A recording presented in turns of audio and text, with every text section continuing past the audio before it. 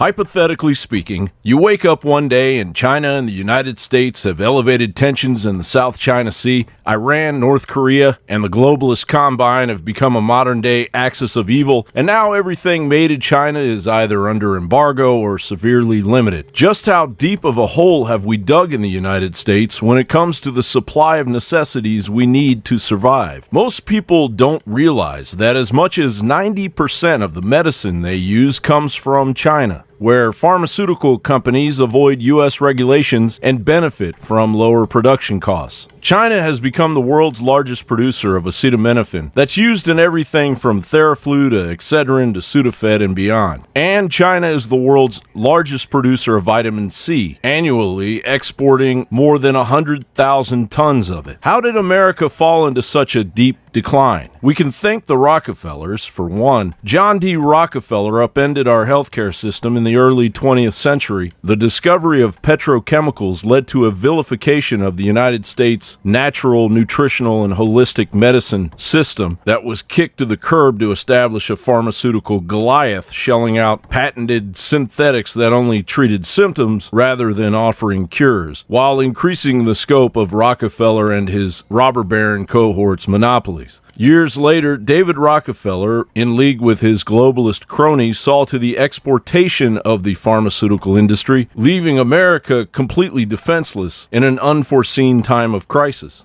The negative impact of population growth on all of our planetary ecosystems is becoming appallingly evident. When we are able to go about our business here in the Americas and around the world with confidence and security, it's because we know the strength of this government stands behind us. For that and for all your other contributions, we thank you very much. Eric, can you be specific about when you met Rockefeller, how it happened in these discussions? I met Rockefeller through a female attorney I knew who called me up one day and said, one of the Rockefellers would like to meet you. I had made a video called Mad as Hell, and he'd seen the video and wanted to meet me, and knew I was running for governor of Nevada. So sure, I'd love to meet him. The ultimate goal that these people have in mind is the goal to create a one world government run by the banking industry, run by the bankers. And the whole agenda is to create a one world government where everybody has an RFID chip implanted in them. All money is to be in those chips, right? There'll be no more cash. And this is given me straight from Rockefeller himself. This is what they want to accomplish. And all money will be in your chips. And so instead of having cash, anytime you have money in your chip, they can take out whatever they want to take out whenever they want to. If they say you owe us this much money in taxes, they just deduct it out of your chip digitally. Total control. Total control.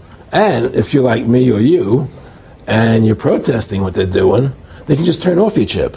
And today, Bill Gates is using the old John D. Rockefeller method of problem-reaction-solution to con the American citizen into accepting a chip to monitor manufactured antibodies under a Microsoft 5G Big Brother technocracy. I'd say it's ironic if you take somebody who's doing their best to get the world ready and, putting, in my case, billions of dollars into these tools for infectious diseases and really trying to solve broadly infectious diseases, including those that can cause pandemics.